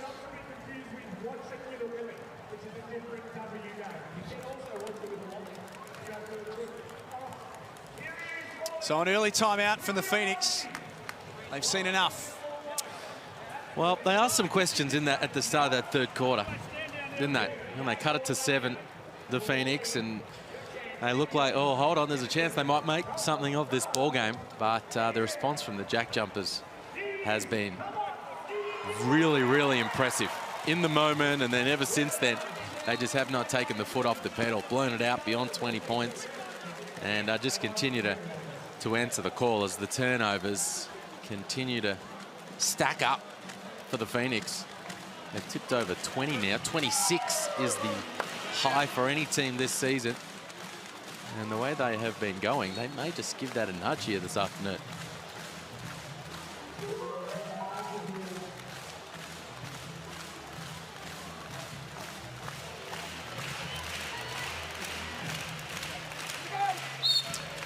It's 83-62 on Sunday Hoops. Brisbane and Melbourne up next at Nissan Arena. The Jack Jumpers have bounced back after Friday night's loss to the Sydney Kings. Letting them get to the free throw line. What's impressed you most today, Andrew Gaze, about the Jack Jumpers compared to what we saw on Friday night? Well, I think the keys are the way in which you respond to the errors that you had just a couple of days ago. You spoke about the work on the glass has been exceptional.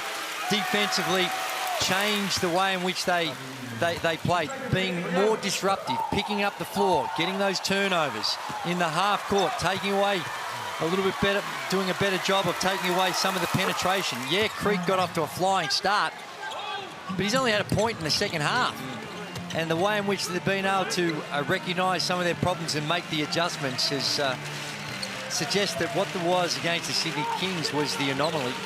And this is more like what you come to expect from the Jack Jumpers. Jeff from outside knocks that down. Always helps when you're knocking down the three ball as well, where they're 9 of 21, 43% from the three-point line. That certainly helps as well. It's true, although for the Jack Jumpers, I think their rhythm and their flow offensively, it always comes from their D. Their DNA is if we keep teams in the 60s and 70s, we're going to win games. And as Kelly strides his way to the rim there, carving up the Phoenix defense.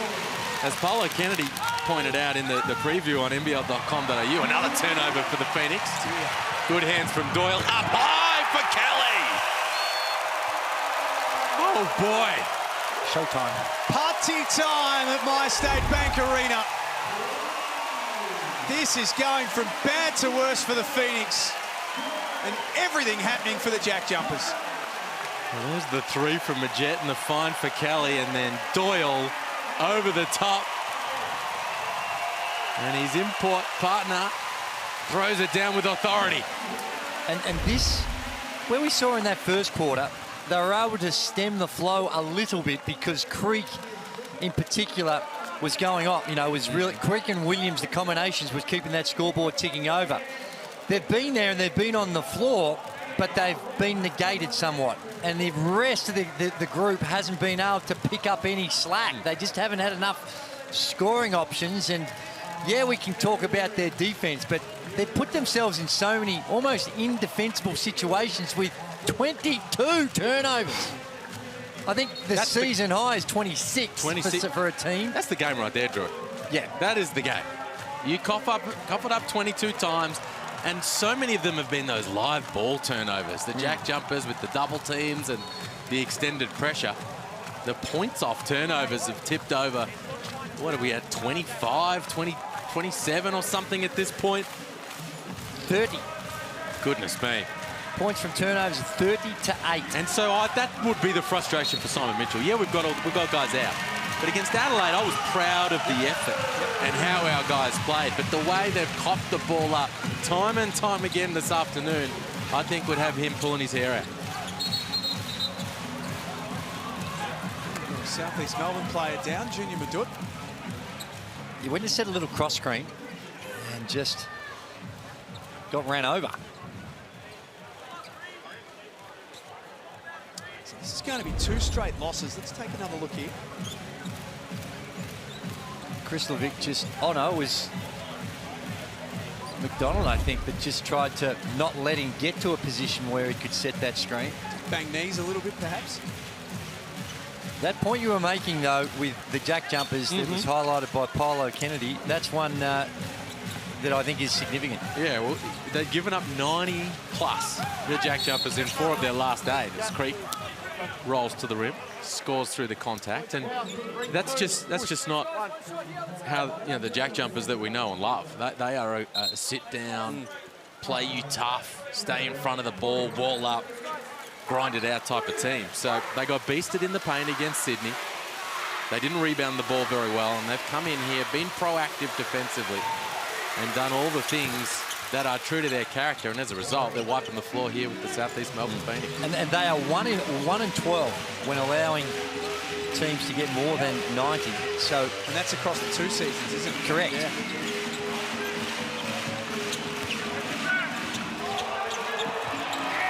Doyle couldn't finish. Krislovic takes care of the rest.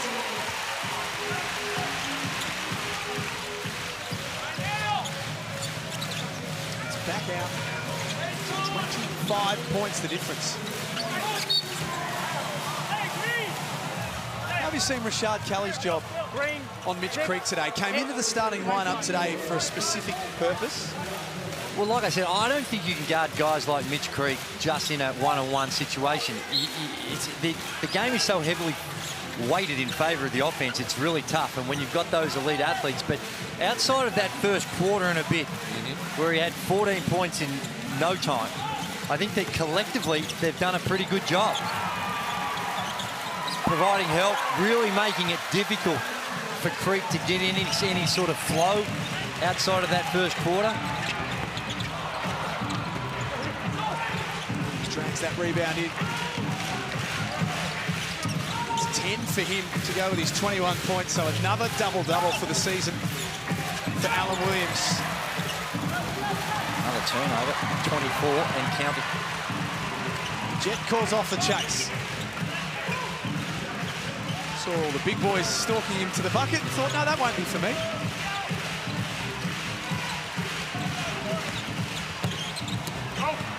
Doyle loses the handle. 5.5 minutes to go in this one.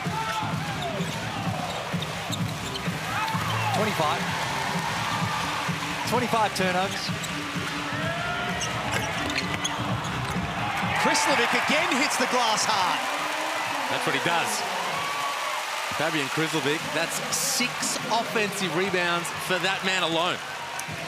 18 for the team as a whole. 18 offensive rebounds to the Phoenix's 22 defense. So almost 50-50 split.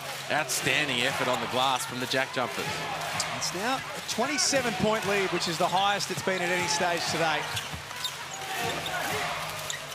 And that's missing by a significant margin. Yeah. Doyle. Also missing out. Another offensive rebound, and this game's slow to a walk. Well, what's more disappointing for the Phoenix is right now they've put up the white flag. They're not scrambling, they're not chasing, their defense at all just become too hard, and you get to those moments sometimes, but it's unpleasant when you're coaching that, and it's unpleasant to watch. It's been a really good game from Rashad Kelly. Talk about the job he's done on Creek. And I think Simon Mitchell recognised exactly what we saw. He said, well, I'm not copping that. Don't mind it going down, but we've got to go down trying to make sure we continue to develop and establish our habits. Zach Rossetto, there he is, checking in. His 4th game of the season. His debut in round 7. So a late opportunity for him. And no good.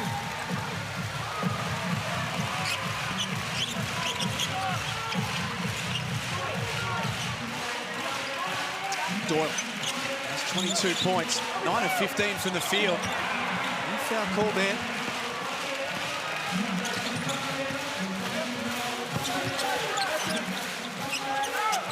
Take a look at the ladder at the next opportunity again too, and just revisit what this game means for both teams. Rossetto fouled over the back. Well, this is one of those games that I talked about recently as being one of essentially like a double-point game. There's Trey Kell sitting on the sidelines with that knee injury. And these teams that are sitting like 2nd through to 7th right now, when they play each other, has massive ramifications on the ladder. And this will be a huge boost to the JackJumpers. Speaking of burgers, they've already been gifted burgers today. Tassie basketball fans, you can whopper your way to LA. 4 tickets, flights, spending money, accommodation. And check out a game in the States. Courtesy of our great friends at Hungry Jack's.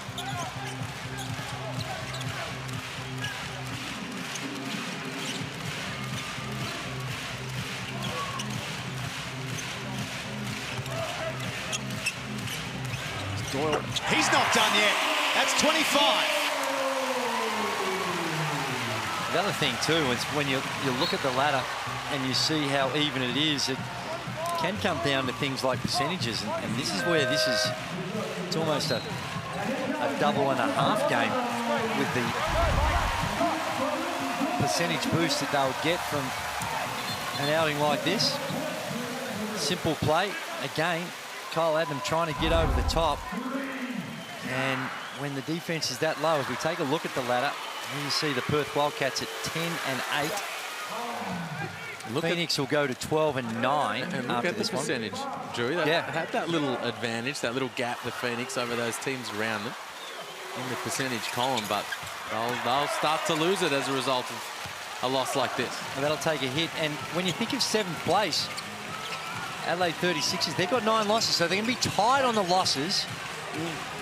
And as far as missing out, so for a team for the vast majority of the season, we're expecting Southeast Melbourne Phoenix to be contending for that top 2 spot. That with the injuries that they've got, that it's going to put a lot of pressure on them to find a way just to get into that 6. They're playing Sydney on Wednesday at Kudos Bank Arena, so they're playing the ladder leaders on their home floor. And then they go to Cairns on the weekend. You know how hard Cairns, who are also in the top 4, how hard they are to beat playing at home.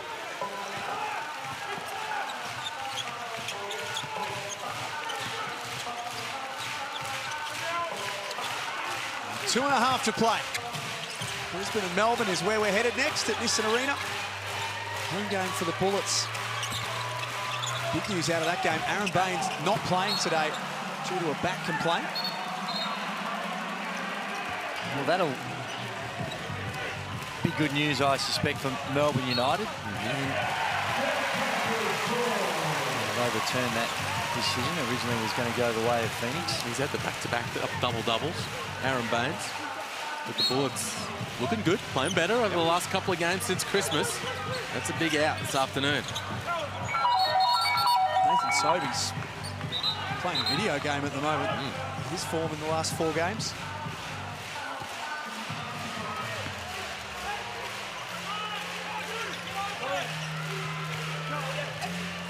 See the bottom part of the screen. The biggest win of the season, 31 for the JackJumpers. It's the only time this season they've scored over 100 as well.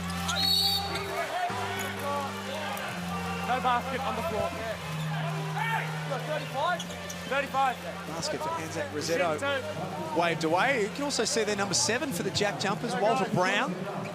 Another young, exciting New Zealand basketball talent, just 19 years of age. Signed a 2-year deal with the JackJumpers as a development player. We'll get a chance to see some of these young guys check in here. Rosetto, the Kiwi.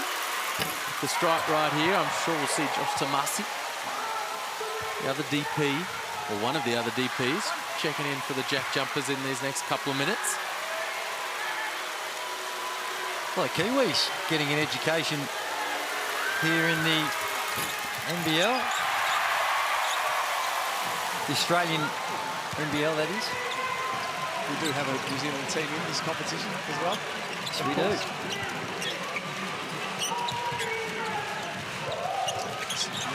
Very talented young players. Walter Brown spending some time with John Flavel. Been working with him at the Canterbury Rams in the NZNBL. Flavel's name being spoken about in a lot of circles. Liam is a contender for the Brisbane role next season. Yeah, his name's been involved in conversations there with that Brisbane ownership group. Weeks, nice hustle. Gives the JackJumpers another look at it. Last 90 seconds of this game.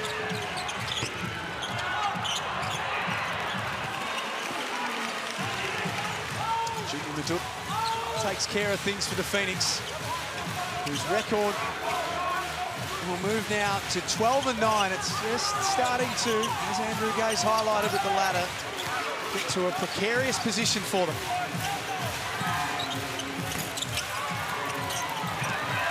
Bairstow still fighting hard. They lead by 28 and there's a minute left. And he only knows one way.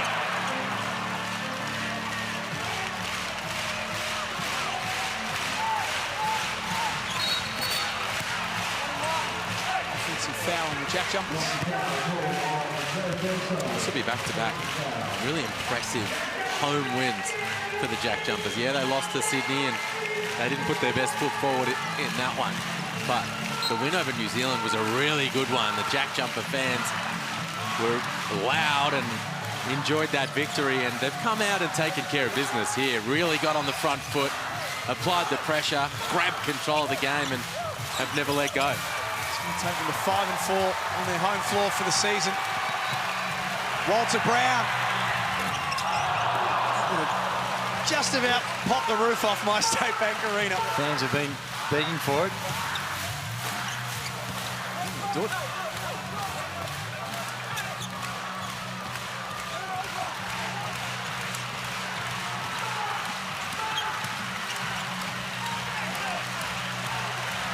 This has been a seriously impressive performance from the Tasmania JackJumpers.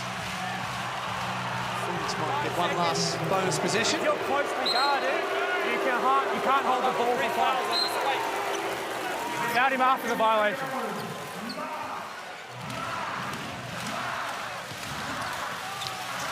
Tisovic throws up a late one. The JackJumpers bounce back. They were found well short on Friday night against the Sydney Kings. This is the best response possible. 99-74, they beat the Southeast Melbourne Phoenix. The JackJumpers are back where they need to be. It is really impressive bounce-back game after that, what we saw only a couple of nights ago in Sydney. And yes, they were up against the league leaders, but they looked all out of sorts. But the intensity they brought, the bounce-back in the extended pressure, forcing your opponent into turnovers, and then offensively to get 99 points for a team that's averaging in the low 80s. A lot of those, as we mentioned throughout the call, coming from just some extraordinary turnovers by the Phoenix, of which the Phoenix had 25 of them for the game. One shy of the highest turnover game of the season. You mentioned how much they coughed the ball up, the Phoenix, but credit the JackJumpers for getting up the floor, throwing the double teams in. They were proactive at the defensive end. They asserted and imposed their will on the ball game, and they grabbed control of it from there. And that's who they want to be, that's who they are, that's how they've had success, and it was well and truly on display today. And it always helps when you've got your main man, Milton Doyle, getting it done. 10 of 16 from the field, 25 points to go along with 7 assists. He had an outstanding bounce-back game from a single-figure scoring game against the Sydney Kings. The JackJumpers go to 10-10 on the season, which we think is around the mark that you want to be, about 500 to make the playoffs. It's been a really, really good afternoon for them, and Milton Doyle is the Foot Locker player of the game, and he's with Felix von Hoff. Oh, no surprises here. We probably could have picked it pre-game with the way that this guy's been playing. Milton Doyle, you've been absolutely outstanding. How good was it to bounce back after just a bit of a lesser performance against the Kings personally? Yeah, thank you. I feel good just to come back, get in rhythm, see other guys get their rhythm like Isaac White, so it feels good. Now, you guys were amazing on the offensive end, but the big one against the Kings was on the defensive end. How important was getting the Southeast Melbourne Phoenix to turn the ball over 25 times in the backcourt? Very important. I think last game we lost it a little bit, lost our edge, and this game we came in from the jump and got up in them, got a couple turnovers, got our offense going early. And games like this, Liam Santamaria refers to them as double-point games. You guys have got a bit of a rest now. How are you going to spend that rest period? Trying to get some recovery, man. We got a couple guys banged up with a little bit of knick-knack injury, so get those guys healthy. Nice. Any New Year's resolutions you want to share with the guys back home? Win some games. Love it. I reckon you're going to do just that the way you're playing. Thank you. He's very quiet and very softly spoken, Milton Doyle, but a great performance by him. The JackJumpers win it 99-74. That creepy goat from the front row is happy. JackJumper fans all over the Apple Isle are happy about it, no question about that. Don't go too far, though. We're going to come back and wrap this game up, and then next we take you to Nissan Arena in Brisbane as the Bullets play host to Melbourne United on Sunday Hoops.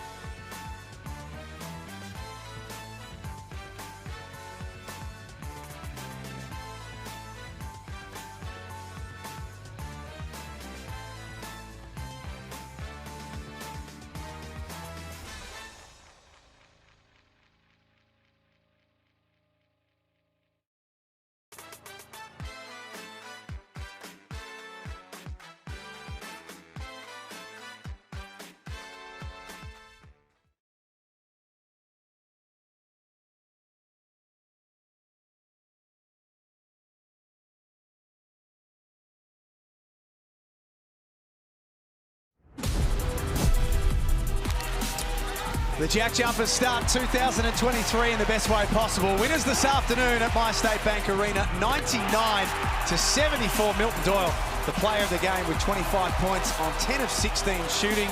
They grabbed control of the game early and never let go. Well, that's right. And you look at the areas, those hustle areas, that trademark of the JackJumpers, and they ticked every box. We've already spoken about the defensive pressure, but what about the 20 offensive boards? They've had 42 rebounds, 20 of them coming up the offensive boards, offensive end. And Isaac White, what a night he had with the 18 points all coming in the first half. And as we take a look at the ladder, there you can understand why we're talking about how competitive it can be. You've got 7 teams still very much vying for a place in the top 6. Coming up next, it is Brisbane playing host to Melbourne United here on Sunday Hoops.